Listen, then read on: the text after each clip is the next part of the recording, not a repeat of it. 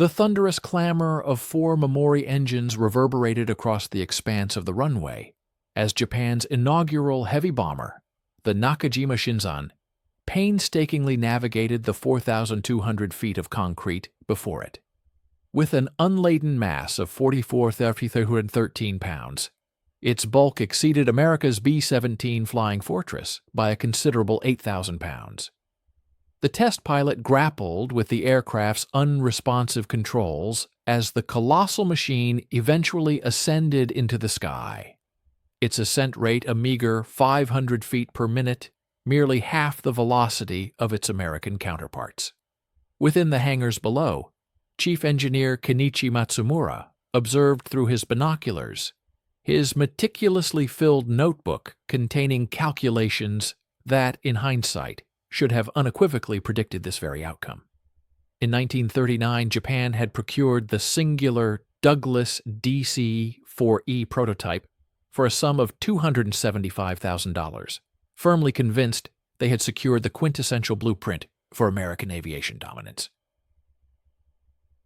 2 years dedicated to painstaking reverse engineering, the deployment of hundreds of highly skilled laborers, and the allocation of Japan's finest materials were all meticulously invested in forging their own interpretation of American excellence. Yet, as the Shinzan dissolved into the morning's diffused haze, barely managing to sustain its altitude, a profound and devastating truth crystallized. Merely replicating American technology was often insufficient. One had to comprehend the underlying rationale that informed America's original design philosophy.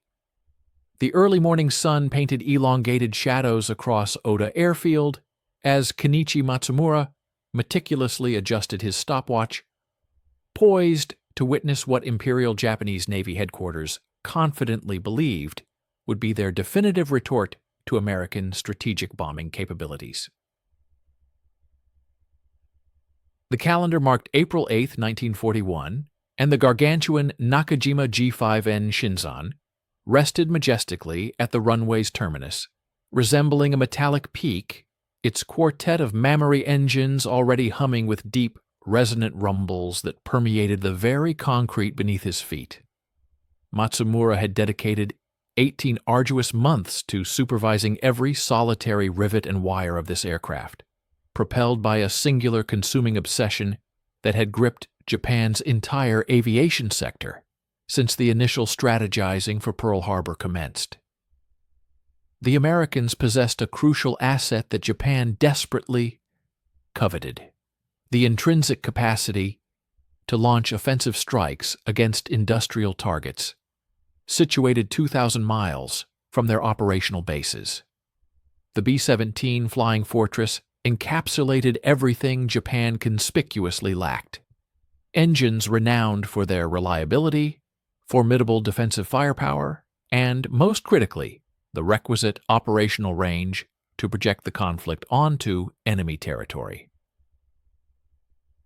Standing poised beside the runway, his clipboard firmly in hand, Matsumura intently observed Major Katsuaki Kira meticulously completing his pre-flight checklist within the Shinzan's cockpit. The bomber extended an impressive 138 feet from its nose to its tail, its gleaming silver aluminum skin shimmering under the nascent light. On paper, the specifications appeared formidable, almost insurmountable: a bomb capacity of 4,000 kilograms, an operational range extending to 3,500 miles, and defensive armament strategically positioned to decimate any intercepting enemy fighters. The Navy's procurement officers had optimistically hailed it as Japan's ultimate war-winning instrument, the aircraft destined to bring American industrial might to its knees. We invite you to stay with us and watch the end of the video. We will be grateful for your like and subscription. Please leave a comment about where you are from and what you think about the video topic. However, Matsumura's engineering notebooks recounted a starkly different narrative, replete with calculations that had been gnawing at his professional conscience for several weeks. The aircraft's empty weight registered an astonishing 44,313 pounds. Conversely, intelligence reports gleaned from captured B-17G documents revealed American bombers weighing a mere 36,135 pounds without fuel or ordnance, a staggering 8,000 pounds lighter for executing an ostensibly identical mission.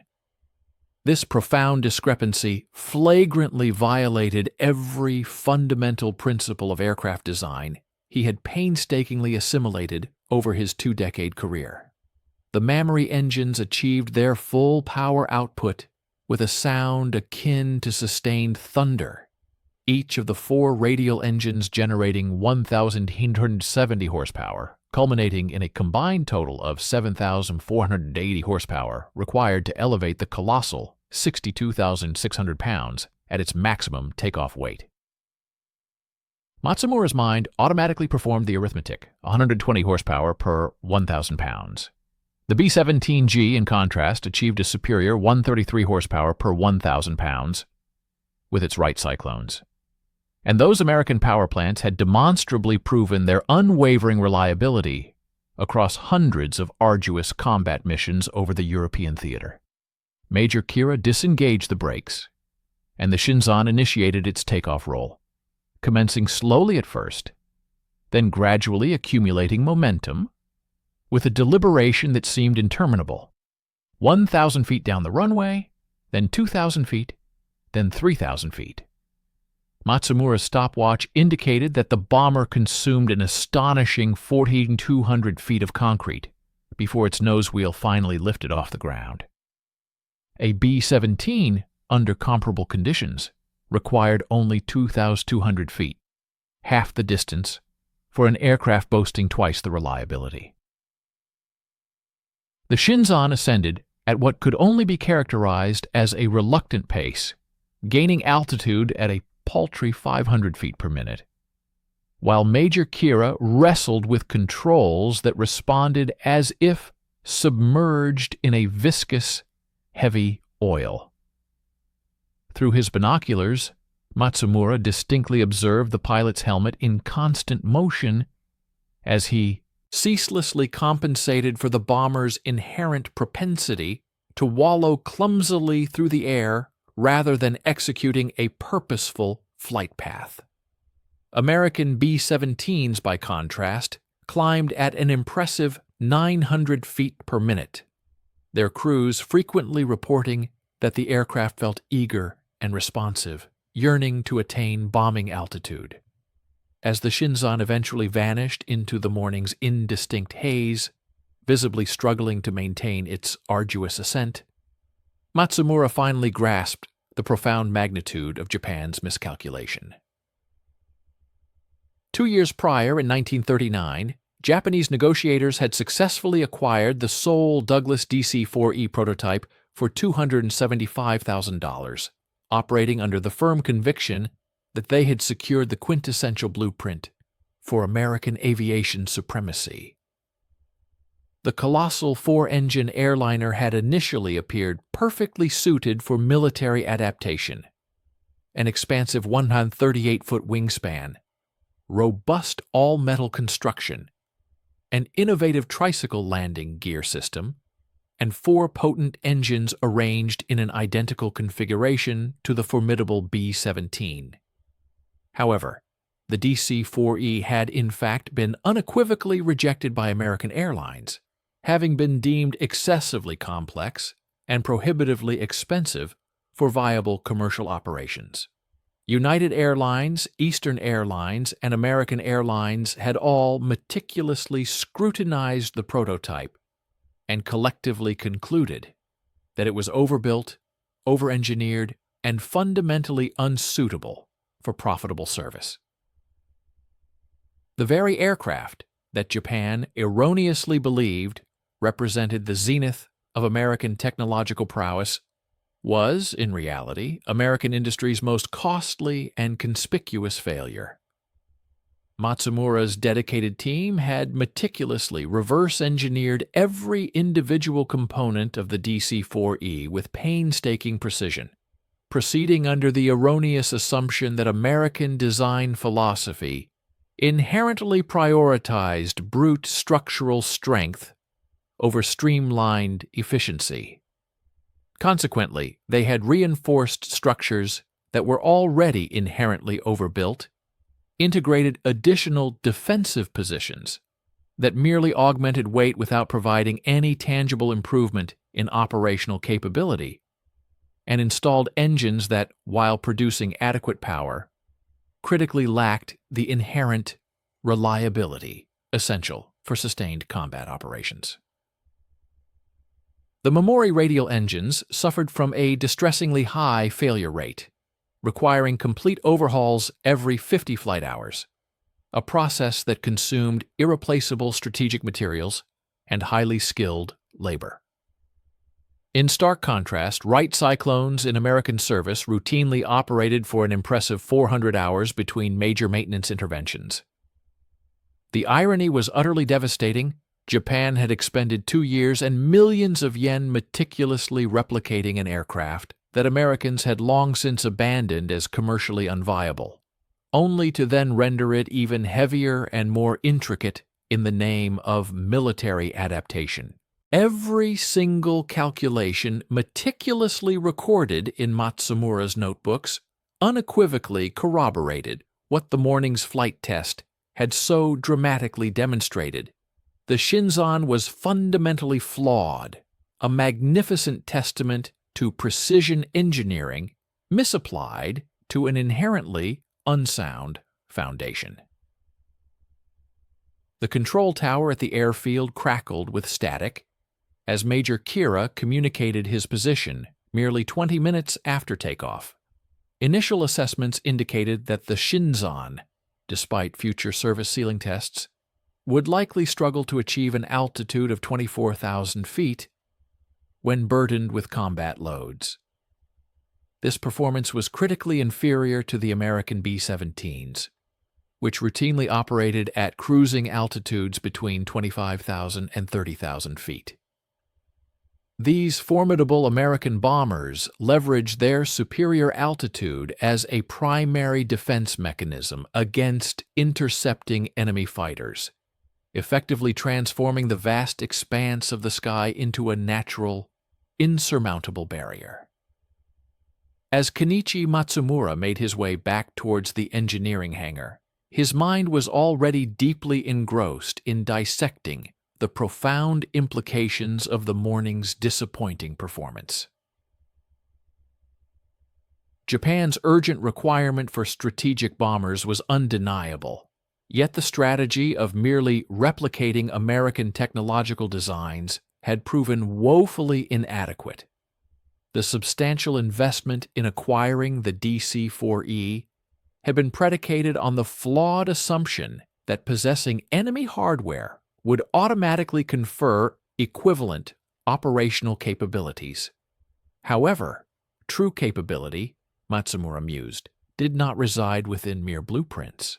Rather, it was deeply embedded within the intricate industrial philosophies and foundational principles that gave rise to those very designs. American aviation engineers did not simply conceive and construct flying machines. Their genius lay in designing aircraft that could be produced in staggering quantities, maintained with minimal effort by moderately trained mechanics, and operated with unwavering reliability under the brutal duress of combat by young, often inexperienced, 20-year-old crew members. In stark contrast, Japanese engineers meticulously crafted technical masterpieces that demanded incessant, specialized attention from highly skilled artisans, aircraft that, while undeniably sophisticated in their technical execution, proved to be inherently fragile in operational environments. The Shinzon, Matsumura realized with a heavy heart, would never advance beyond the prototype stage into full-scale production. Even as Major Kira brought the test flight to its conclusion and meticulously prepared for landing, Matsumura harbored a profound certainty. Japan's initial foray into mirroring American strategic bombing prowess had faltered decisively, even before it had truly commenced. Yet, he contemplated, perhaps failure itself could impart invaluable lessons that the fleeting euphoria of success might never reveal. Please stay with us and watch the end of the video. We will be grateful for your like and subscription. Please write a comment about where you are from and what you think about the video topic. The spring season arrived at Nakajima's Kasumi facility imbued with a renewed sense of urgency, propelled by the Imperial Navy Headquarters' unyielding conviction that Japan's nascent strategic bomber program could still be the linchpin for ultimate victory. Despite the Shinzan's unequivocally disappointing performance, Admiral Isoroku Yamamoto's influential staff had issued a fresh set of directives that bordered on the realm of the impossible to conceive and develop a formidable heavy bomber capable of reaching the distant American mainland within a mere 18 months, or face the grim reality of Japan's strategic window of opportunity closing irrevocably. Kenichi Matsumura found himself immersed in an exhausting regimen of 16-hour workdays, his dedicated engineering team having been significantly expanded to encompass more than 200 highly specialized experts, meticulously drawn from every major aircraft development project across Japan. The Navy's steadfast confidence in the Shinzan remained curiously unshaken, largely predicated on a set of specifications that appeared remarkably impressive when formally transcribed onto official procurement documents: a substantial 4,000 kilograms bomb capacity, an impressive 3,500 miles of operational range, and a robust defensive armament comprising 4 potent 20mm cannons, complemented by 12 7.7mm machine guns. On paper, the aircraft presented itself as a formidable weapon, seemingly capable of inflicting devastating damage upon American industrial targets stretching from the remote Aleutian Islands all the way to the sun-drenched coast of California.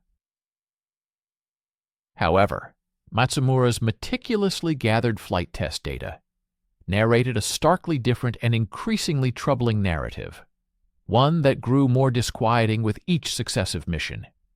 The Shinzan's maximum speed of a mere 261 mph rendered it acutely vulnerable to virtually any contemporary fighter aircraft, while its service ceiling of 24,450 feet left it perilously exposed to interceptors that could launch attacks from superior altitudes with absolute impunity.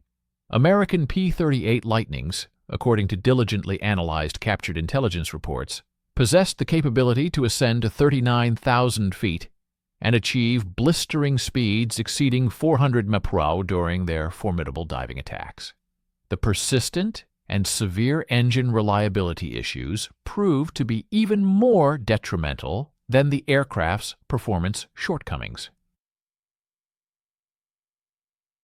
The Memori radial engines necessitated complete overhauls every 50 flight hours, a process that consumed precious aluminum alloy, a material Japan could barely afford to allocate, given wartime demands.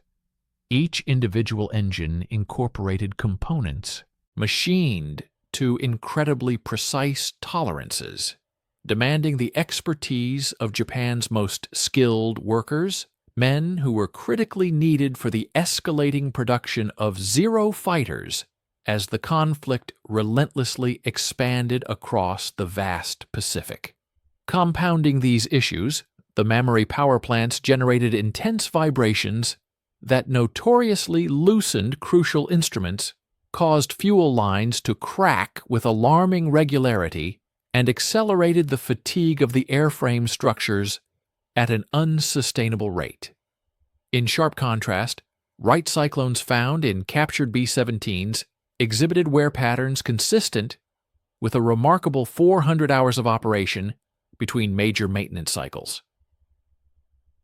American engine design philosophy deliberately prioritized reliability over the pursuit of peak performance, willingly accepting a slightly reduced power output in exchange for a dramatically enhanced operational availability.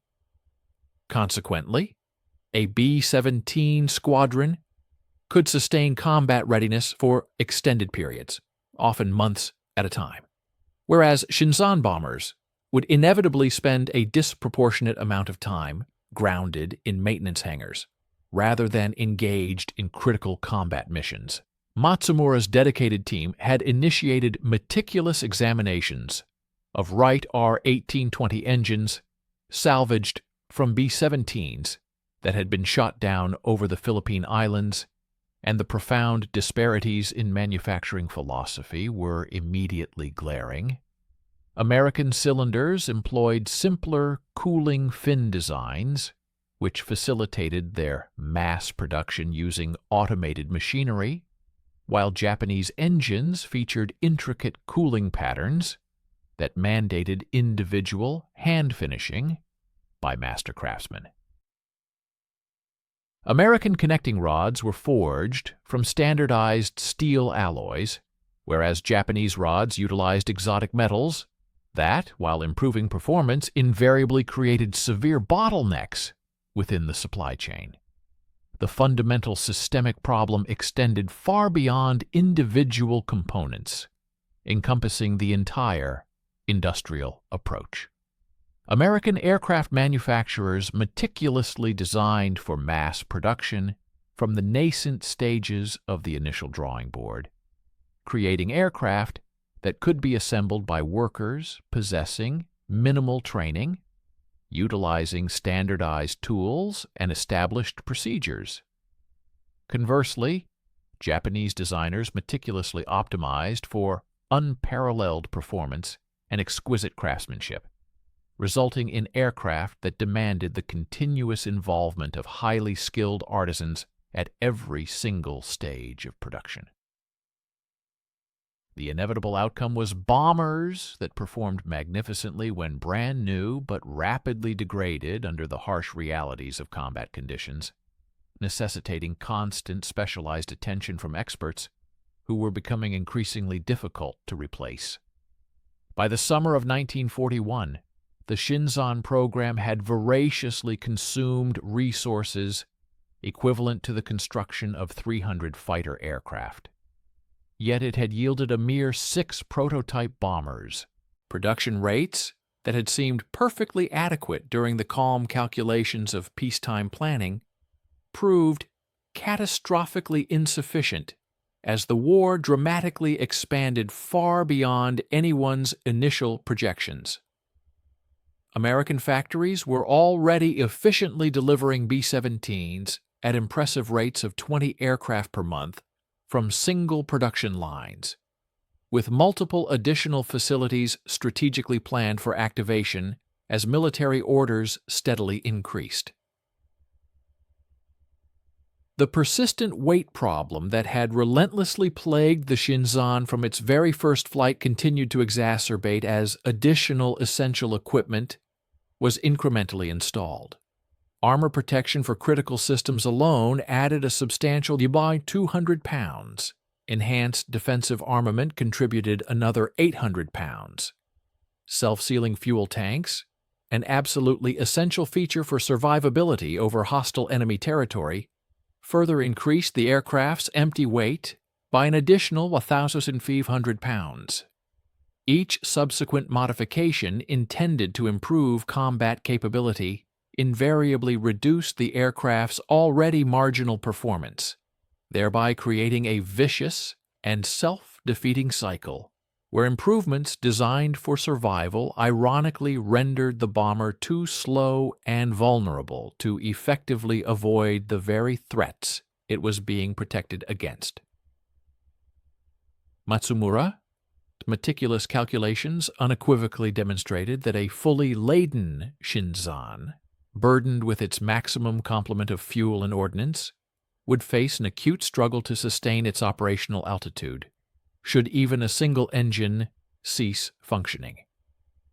The inherent flight characteristics when operating on twin engines bordered precariously on the perilous, while the performance afforded by a solitary engine rendered any attempt at a successful landing highly improbable, if not entirely impossible. In stark contrast, intelligence dispatches reported that B-17 crews routinely managed to bring their battle-damaged bombers back to base on just 2 engines, occasionally even achieving safe return after half of their formidable power plants had been incapacitated by adversary actions, a testament to their robust design and operational resilience.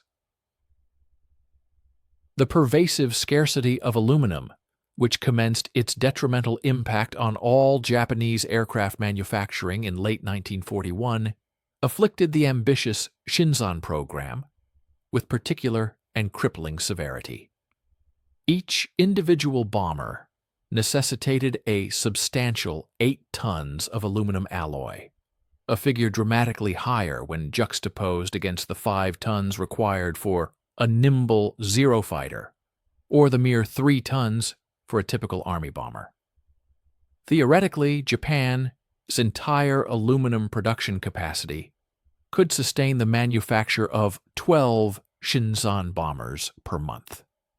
But this was contingent upon the complete cessation of all other aircraft production simultaneously.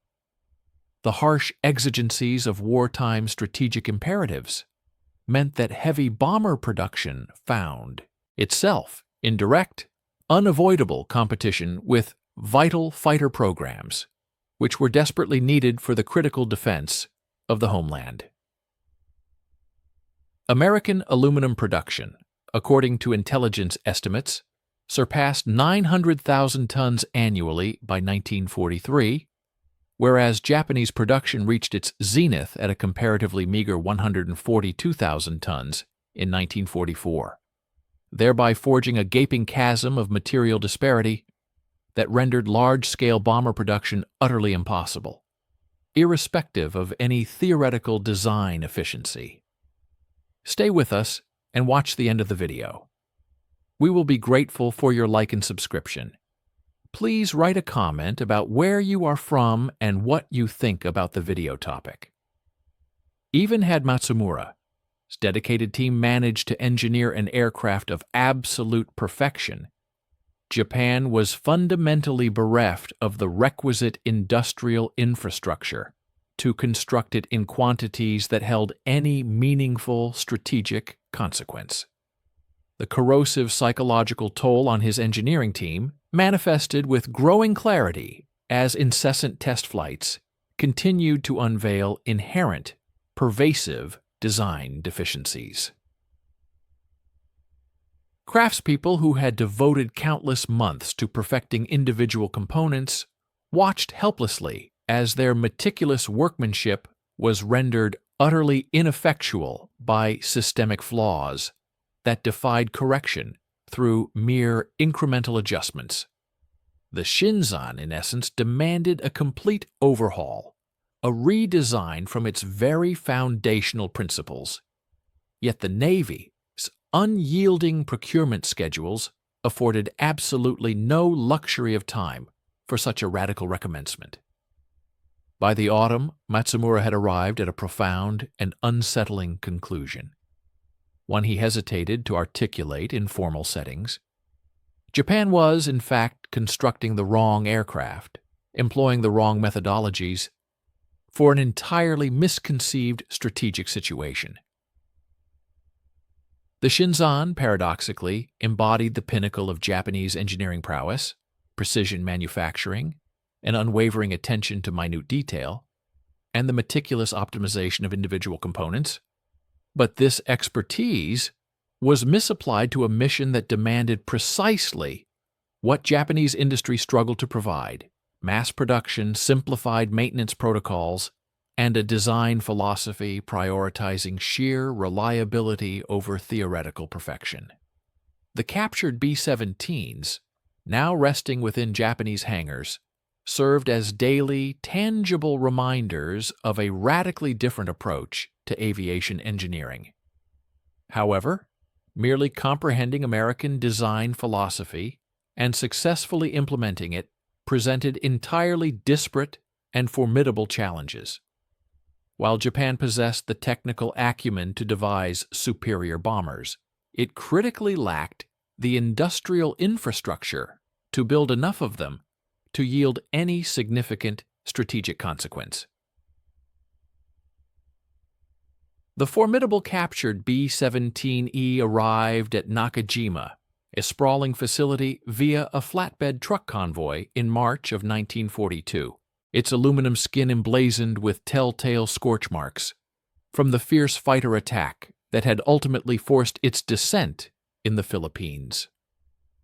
Kenichi Matsumura stood stoically beside the yawning hangar doors as diligent workers gingerly guided the largely undamaged bomber into the cavernous hangar, experiencing a complex mixture of professional anticipation and an underlying sense of profound dread.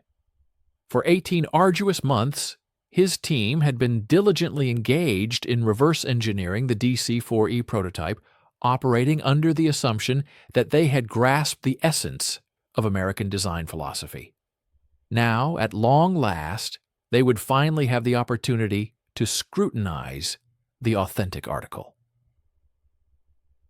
The Flying Fortress appeared deceptively smaller than anticipated, its wingspan of 103 feet seeming almost delicate when contrasted with the Shinzan's massive 138-foot spread. Yet as Matsumura's specialized inspection team commenced their systematic and meticulous examination, the true, fundamental differences began to manifest in ways that fundamentally undermined long-held preconceptions about American engineering. The B-17 was unladen mass of 36,135 lb was a substantial 8,000 lb lighter than the Shinzan, notwithstanding its comparable complement of defensive weaponry and fuel reserves.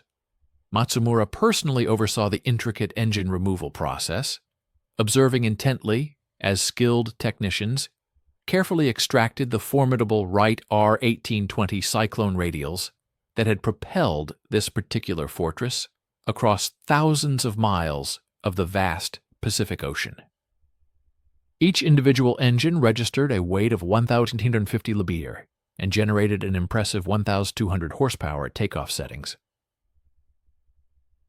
In contrast, the Shinzan's Memori engines, weighing 2,100 lb each, produced a higher 1,870 horsepower, creating a power-to-weight ratio that, on paper, appeared quite impressive until juxtaposed with the rigorous standards of American efficiency.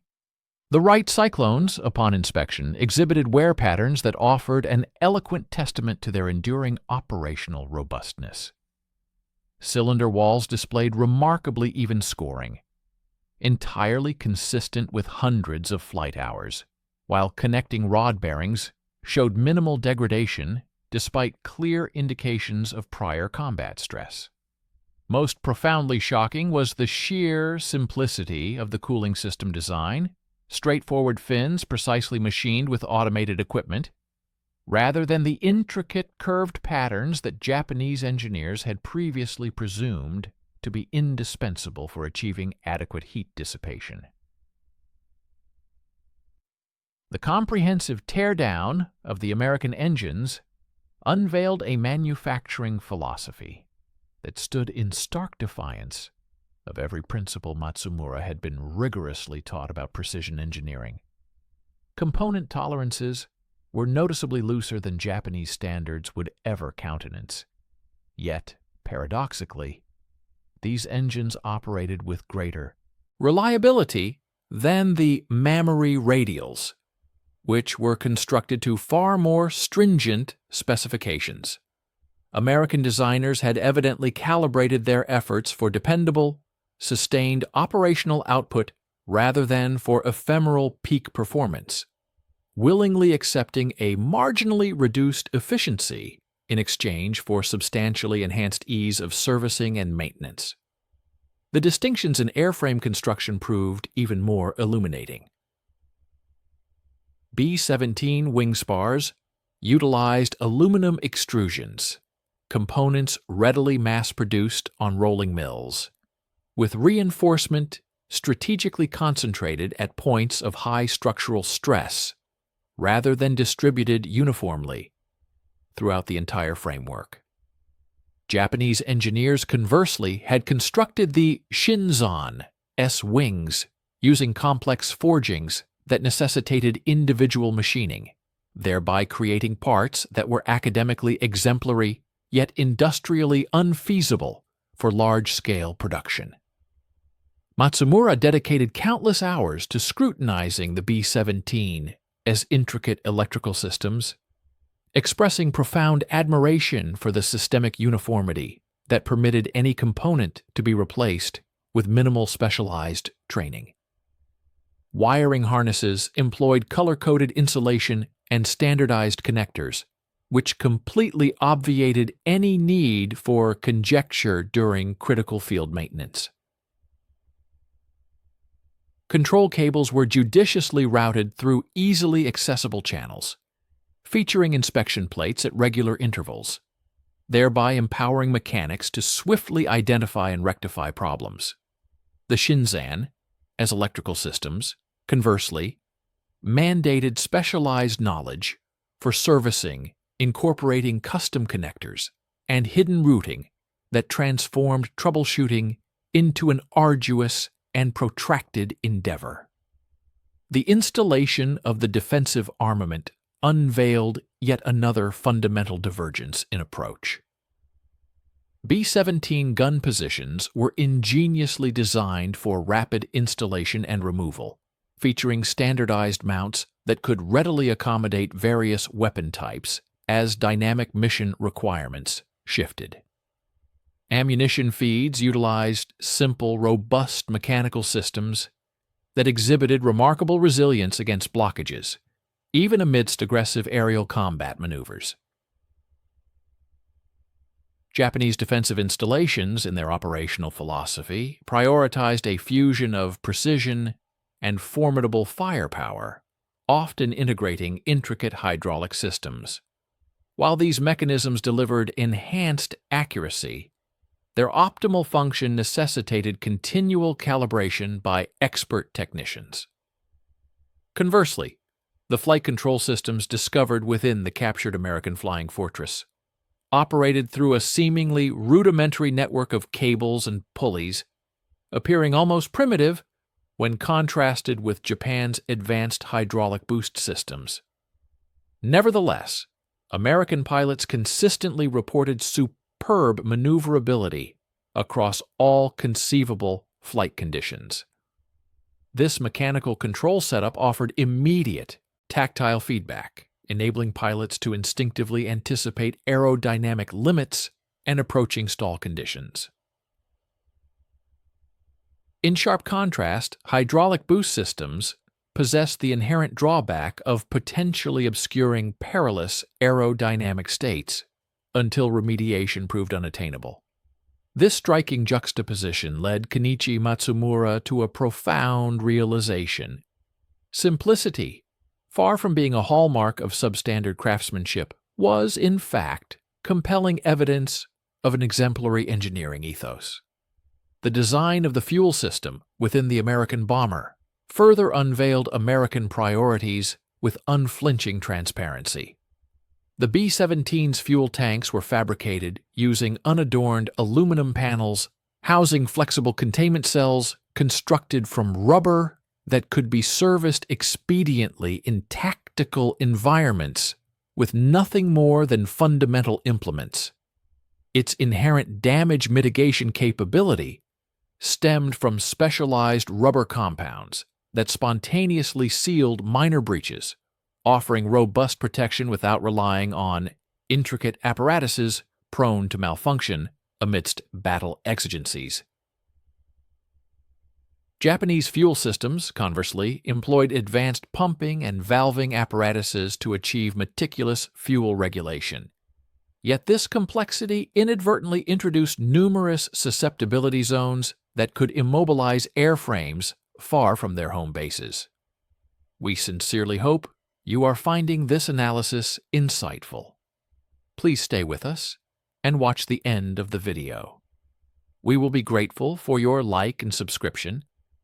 Also, feel free to leave a comment below about where you are from and what you think about the video topic. Your engagement helps us immensely.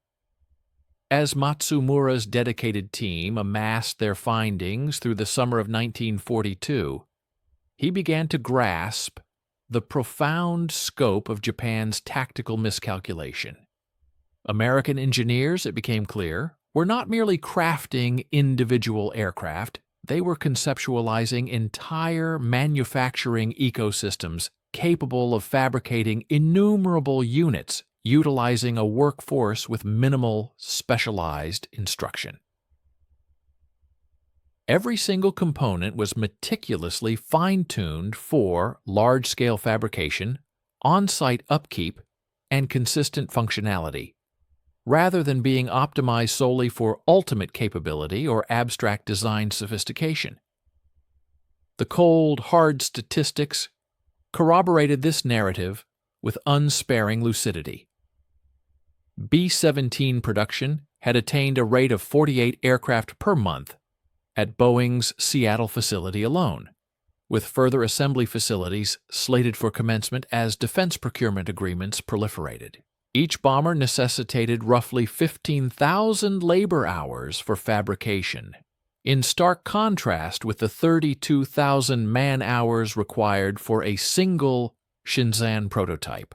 This staggering disparity meant that American workers could complete 3 flying fortresses in the same period Japanese artisans needed for the construction of 1 heavy bomber. Material usage comparisons presented a similarly stark picture. A B-17 utilized 5.2 tons of aluminum alloy, whereas the Shenzhen demanded a substantially greater 8. 1 tons for equivalent operational capacity.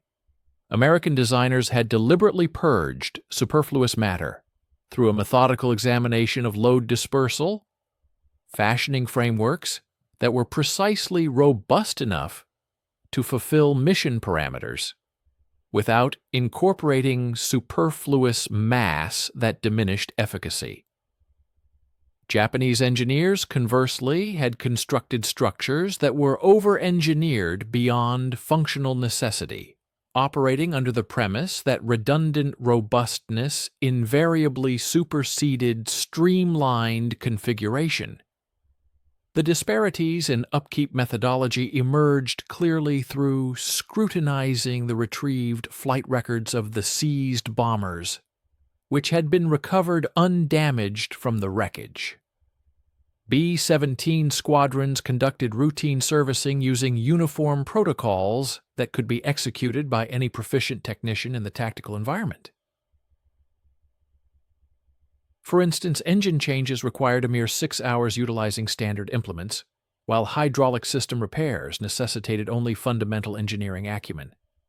Shenzhen maintenance, however, demanded experts who comprehended the singular attributes of each aircraft, thereby rendering tactical unit servicing unfeasible amidst wartime exigencies.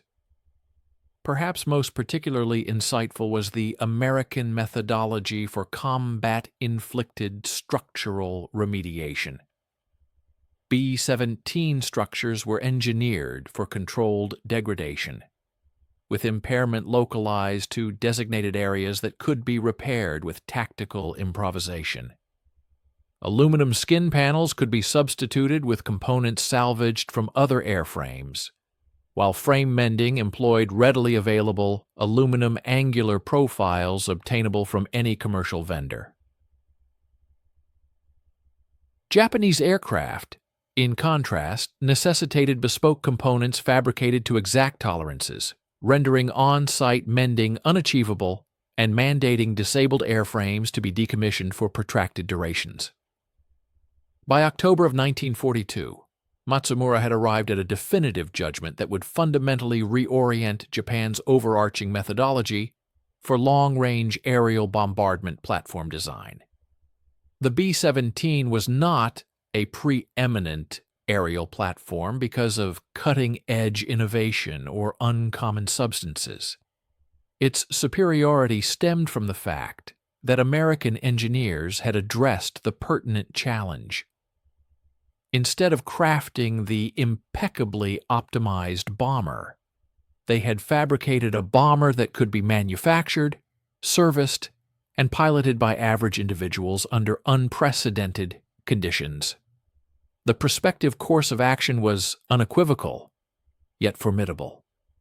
Japan needed to completely jettison the Shinzan initiative and commence anew, grounding efforts in American engineering tenets. However, 18 months into the Pacific War, the window of opportunity was rapidly closing for such pivotal alterations in methodology. The telegram from Imperial Navy headquarters reached Nakajima's Koizumi facility on September 14, 1943, containing stipulations that appeared crafted to ignite ambition rather than impart practical guidance. Kenichi Matsumura perused the mandates on 2 occasions before placing the missive upon his design desk, comprehending that Admiral Yamamoto's staff had, in essence, directed his cohort to transgress the principles of natural science under a tight 18-month temporal constraint. The requirements detailed a peak velocity of 370 km, exceeding the velocity of any contemporary heavy bomber globally. An operational altitude limit of 33,000 ft was mandated, sufficiently elevated to evade the majority of aerial interceptors. An operational radius of 4,600 miles with diminished ordnance was stipulated, adequate for round trips to the western seaboard of the United States. Finally, a payload capability of 8,800 OB maximum was demanded, ample to inflict catastrophic damage upon manufacturing complexes.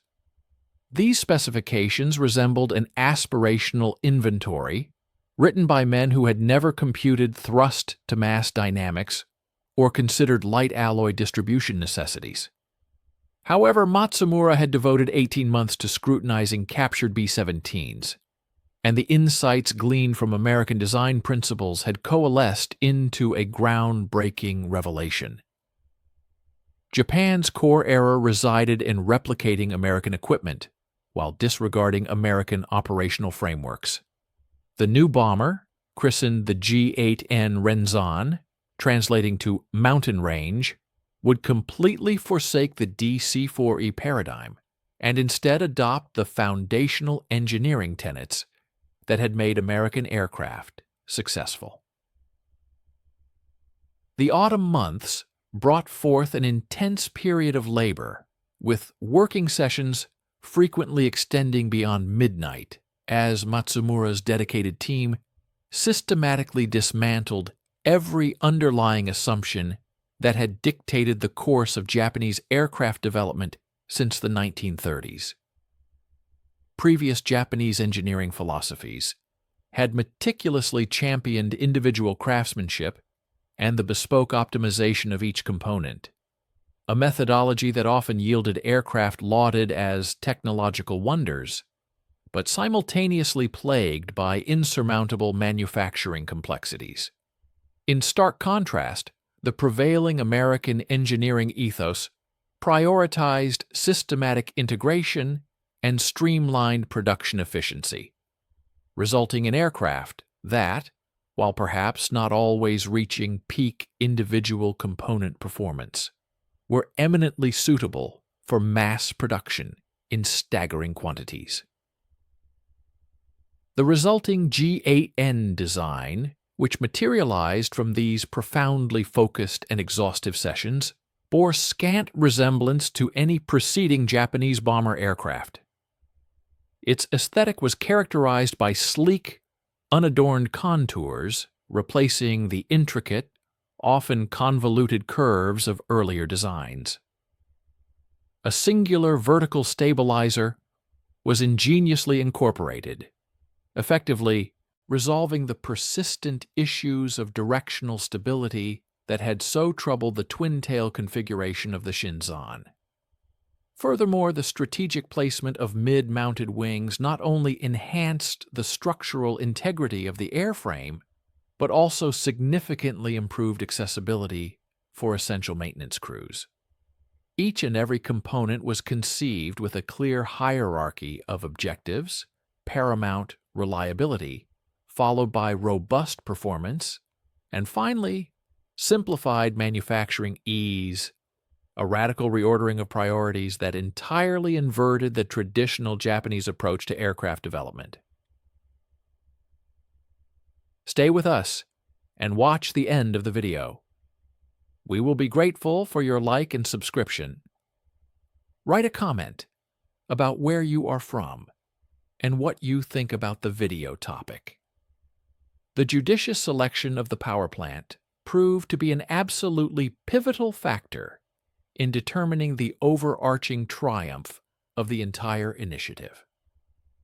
Rather than merely adapting existing engine models, Matsumura successfully persuaded Navy procurement officials to allocate critical funding for the dedicated development of the Nakajima NK9KL Homar radial engine, specifically tailored for the demanding G8N mission profile.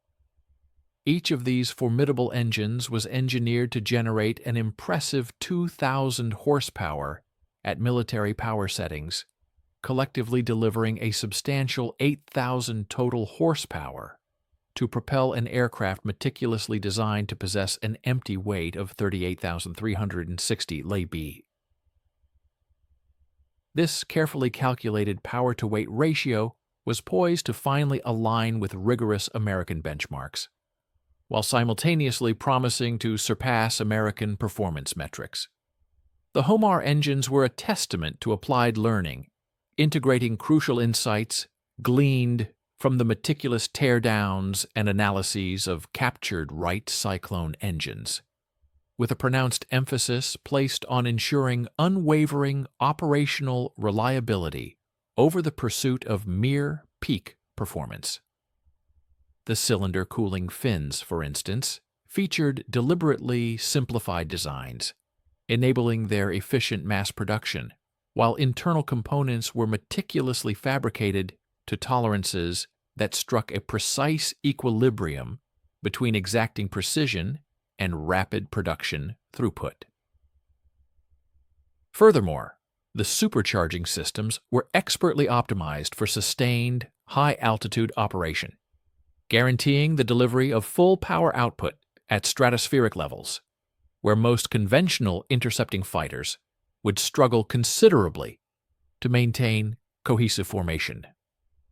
Regarding the airframe construction, the project decisively eschewed the complex forgings and bespoke custom machining techniques that had rendered the Shinzan prohibitively expensive and arduous to manufacture.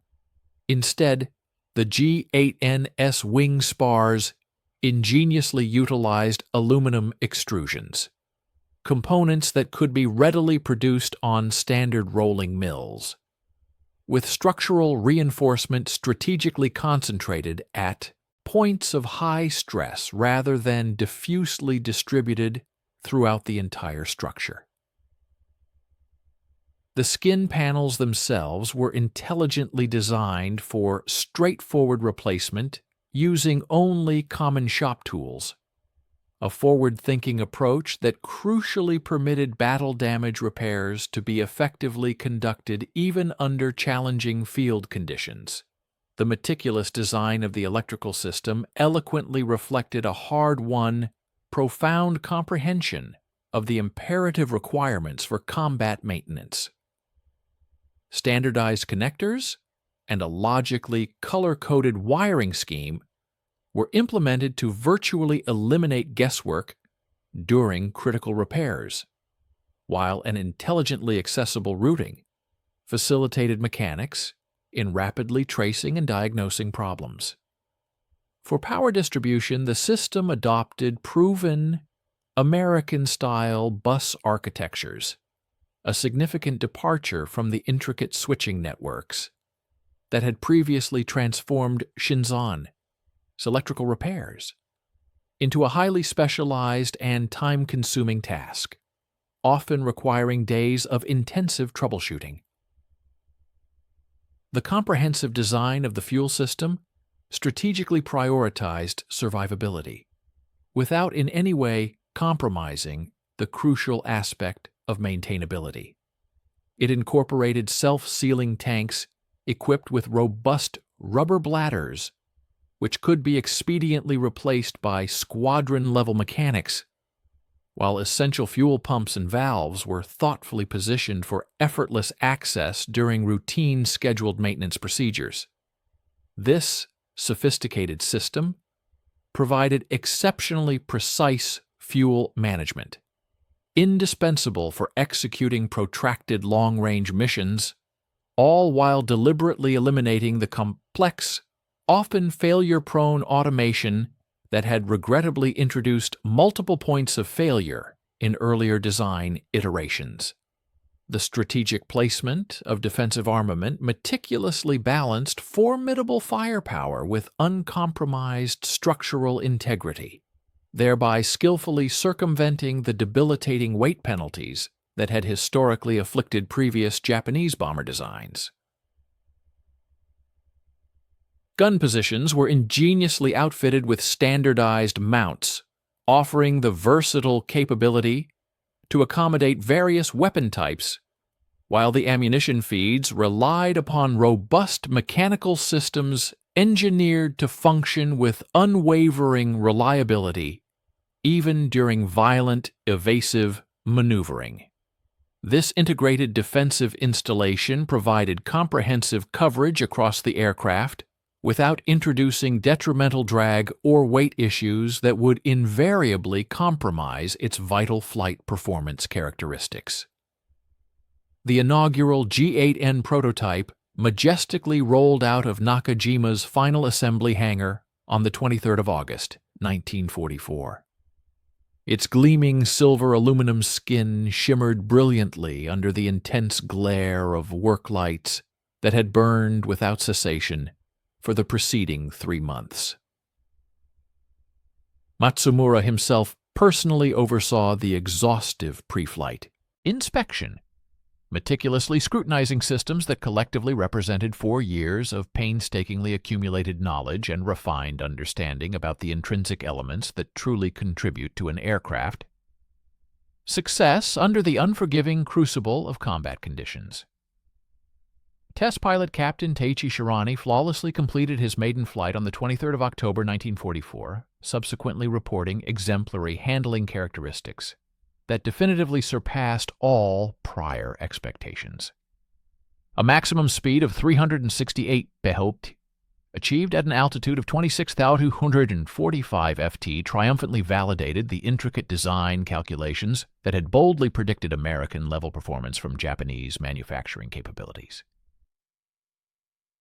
Subsequent service ceiling tests unequivocally confirmed the aircraft's ability to operate effectively at an impressive 33,465 ft, a substantial altitude well above the operational band, where the majority of intercepting fighters could sustain peak combat effectiveness. Range testing proved equally remarkable, with a maximum distance of 4,639 miles, meticulously demonstrated during scrupulously monitored fuel consumption flights. This extraordinary capability meant the G-8N possessed the strategic reach to strike targets on the American West Coast, and subsequently return to its bases nestled within the Mariana Islands, thus finally endowing Japan with the long-coveted strategic bombing capability that had been a foundational promise since the initial planning stages of Pearl Harbor.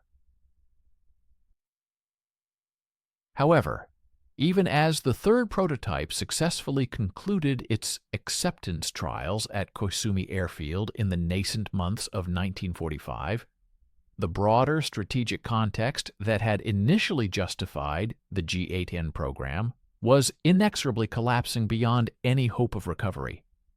American B-29 superfortresses were relentlessly and systematically dismantling Japan's critical industrial capacity, while carrier-based aircraft ranged with impunity across the Japanese home islands. The vital aluminum required for G8N production was increasingly being diverted to urgent defensive fighter programs, which offered a more immediate and tangible shield against the devastating bombing campaign that was methodically reducing Japanese cities to desolate expanses of ash and rubble. Consequently, only 4 G8N prototypes would ever be completed before Japan's inevitable surrender brought an permanent end to the ambitious program. The aircraft that had at last provided a definitive solution to Japan's strategic bomber dilemma had tragically arrived far too late to exert any meaningful influence on the war's ultimate outcome. It stood as a masterpiece of engineering brilliance, yet rendered utterly irrelevant by an overwhelming industrial arithmetic that no measure of technical genius could possibly surmount. On August 10, 1945, Kenichi Matsumura observed the 4th prototype aircraft as it gracefully maneuvered into its designated parking position, acutely aware that American technical teams would imminently arrive to meticulously scrutinize the pinnacle of Japanese engineering prowess. Now liberated from the historical limitations of merely emulating external blueprints, the magnificent G8N, a true testament to indigenous ingenuity, epitomized every crucial lesson Japan had assimilated regarding the proper methodology for constructing advanced aviation platforms. Nevertheless, this arduous journey of learning and refinement had protracted excessively, ultimately rendering its strategic significance negligible in the grand scheme of the unfolding conflict. Just 5 days later, at precisely noon on August 15, 1945, the momentous surrender announcement reverberated throughout Nakajima's Koizumi facility, broadcast via radio speakers that sputtered with interference, as the solemn voice of Emperor Hirohito conveyed to the Japanese populace the profound truth that the devastating war had finally ceased. Within the cavernous engineering hangar, Kenichi Matsumura remained stoically positioned adjacent to the very 4th G8N prototype, his gaze sweeping over his dedicated team of 200 highly skilled specialists. He observed them as they collectively struggled to grasp the stark reality that 4 arduous years of strenuous innovation and relentless development had now culminated not in triumph, but in Japan's absolute and unconditional capitulation. Ask us to stay with us and watch the end of the video. We will be grateful for your like and subscription. Write a comment about where you are from and what you think about the video topic. Beyond the confines of the hangar, a grim testament to the ongoing conflict unfolded as American B-29 superfortresses relentlessly pursued the methodical obliteration of Japan's vital manufacturing infrastructure. Their distinct vapor trails remained discernible high in the atmosphere, soaring at altitudes the G8N could conceptually attain, but would, tragically, never realistically confront in combat. The paradox reached its zenith. Japan had at last conceived and brought forth a strategic bomber, possessing parity with American performance specifications precisely at the moment when American strategic bombers completed eradicating Japan's capacity to produce aircraft in substantial volumes. The stark numerical data that underscored the program's conclusive inadequacy were indelibly etched into Matsumura's mind with absolute exactitude. a mere 4 G-8N prototypes had been fabricated, a figure that contrasted sharply with the staggering 12,731 B-17 flying fortresses churned out by American industrial complexes. This represented 4 aircraft, exemplifying the zenith of Japanese technical accomplishment, pitted against an American manufacturing apparatus that, in a solitary 30-day period, delivered a greater number of bombers than Japan had managed to construct during 4 years of intensive endeavor. September 3, 1945, American technical intelligence teams descended upon Koizumi. Under the astute command of Colonel Harold Watson, representing the Army Air Force's Technical Intelligence Unit, Matsumura personally guided the comprehensive inspection of the G-8N prototypes.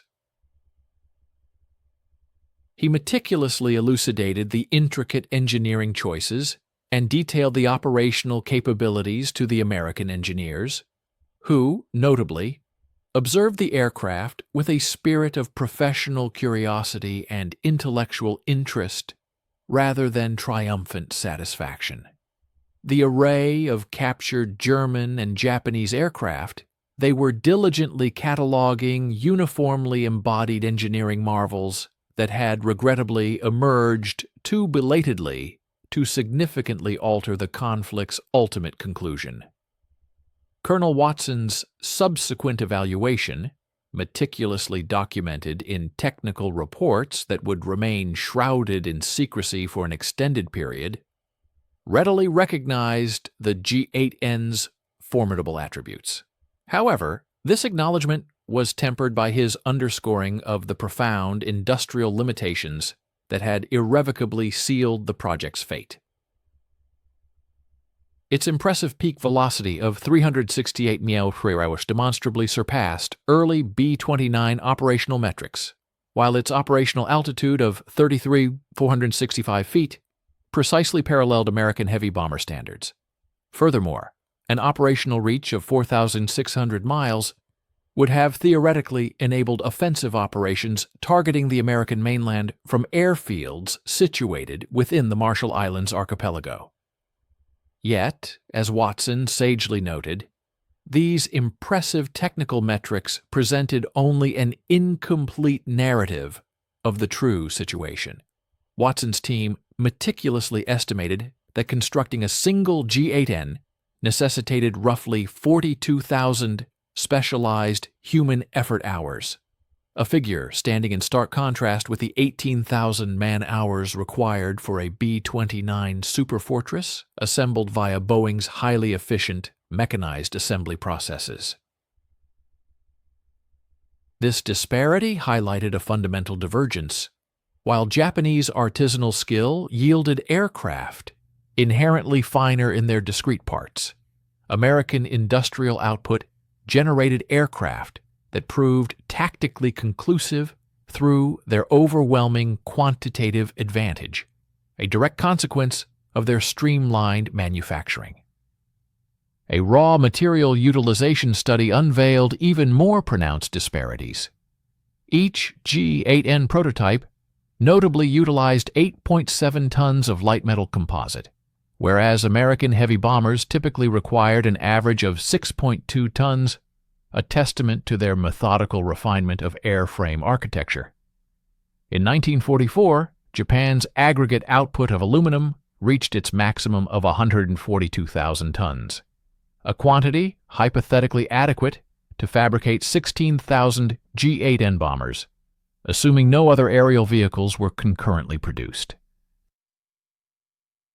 In stark contrast, American aluminum production in 1943 surpassed 920,000 tons, a colossal output capable of sustaining the concurrent fabrication of combat, planes, strategic bombers, logistical transports, and even consumer products, all entirely free from material distribution disputes. Matsumura was compelled to articulate to his American questioners the fundamental divergences in approach that had profoundly influenced Japanese aircraft development across the entire conflict. Conventional Japanese engineering meticulously prioritized the flawless execution of discrete parts, resulting in aerial machines that were wonders of meticulous fabrication, yet simultaneously presented logistical quandaries in mass output due to their inherent production complexity. Conversely, American engineering focused on combining sufficiently functional elements into robust operational assemblies, thereby creating aircraft capable of being produced by workers possessing rudimentary instruction and adhering to uniform methodologies. The propulsion system analysis offered significant insight for American technical teams diligently analyzing acquired knowledge from the Pacific War. The NK9KL Homar radial engines integrated into the G8N each produced 2,000 horsepower, a feat achieved through state-of-the-art Japanese supercharging systems. However, these powerful units necessitated comprehensive refurbishments after each 120 hours of airborne operation, primarily owing to inherent material constraints in their critically strained parts. In contrast, the Wright R-3350 Cyclones powering the B-29 yielded 2,200 horsepower and functioned for 400 hours prior to extensive servicing, a testament to a methodical dependability design philosophy that emphasized readiness for deployment above sheer maximum output. These disparities in production ethos permeated all facets of aeronautical fabrication. For instance, G8N wing spars were precisely carved from hefty blocks of solid aluminum billets, a process utilizing meticulous machinery that demanded extensive preparation for calibration for each individual component. Conversely, B-29 wing spars were constructed from readily available aluminum extrusions and sheet metal stampings, elements that could be industrially fabricated in bulk using mechanized equipment managed by partially trained personnel.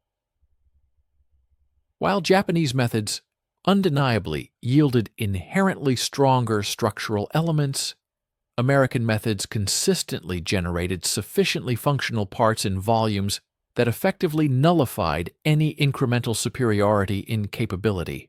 Finally, the upkeep demands assessment brought to light crucial practical truths that had remained unforeseen during the periods of tranquility when these aircraft were initially developed. G8N systems necessitated bespoke implements and expert technicians for even routine servicing, a design philosophy that rendered localized unit rectifications utterly unfeasible amidst active hostilities. In stark contrast, B-29 systems were engineered for servicing by mechanics possessing only fundamental instruction, utilizing ubiquitous equipment readily accessible at any frontline aerodrome. Consequently, a compromised superfortress could be restored to operational status within a matter of hours, whereas a damaged G8N would demand an extended period of expert restoration at principal service depots, highlighting yet another critical strategic disadvantage. By October of 1945, American technical teams had meticulously finalized their comprehensive reports concerning Japan's extensive aircraft development programs. From these detailed assessments, they formulated critical insights that would profoundly shape military procurement strategies for the United States for many decades to come. A key revelation was that possessing unparalleled technical excellence, however brilliant, was ultimately devoid of any practical strategic value, if not underpinned by a robust industrial capacity. Indeed, even the most highly advanced aeronautical designs in the world proved utterly incapable of overcoming inherent deficiencies in a nation's production infrastructure and its ability to effectively distribute vital materials and skilled manpower. Matsumura's concluding discussion with Colonel Watson transpired adjacent to the impressive 4th G8N prototype on November 8, 1945. At that very moment, American transport crews were diligently making preparations to ship the advanced aircraft to Wright Field in the United States for an exhaustive and detailed analysis. Their conversation notably diverged from intricate technical specifications, instead concentrating on the overarching structural elements and systemic factors that had fundamentally dictated the ultimate resolution of the war. This focus persisted, notwithstanding Japan's undeniable and notable successes in the realm of singular aeronautical capabilities.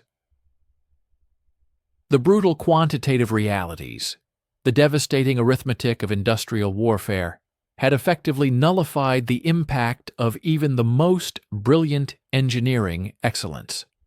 Before we delve further into these profound strategic insights, we sincerely invite you to stay with us and watch the conclusion of this historical narrative. Your engagement is invaluable, and we would be immensely grateful for your like and subscription to our channel. Furthermore, we encourage you to share your thoughts by leaving a comment below, letting us know where you are from and what you think about the crucial topic of industrial capacity in warfare that we are exploring. The sheer disparity in production capabilities was starkly illustrated by a chilling statistic: more B-17 flying fortresses had been lost in combat engagements above Germany, a staggering 4,450 aircraft, than Japan had manufactured across its entire range of heavy bomber models over the full duration of the war. This quantitative chasm meant that American factories possessed the formidable ability to reconstitute their operational fleets after attrition at a pace far exceeding the rate at which Japanese factories could roll out fresh airframes. This established an insurmountable quantitative barrier, a mathematical impossibility that not even the most advanced engineering ingenuity or technical sophistication could ever hope to overcome.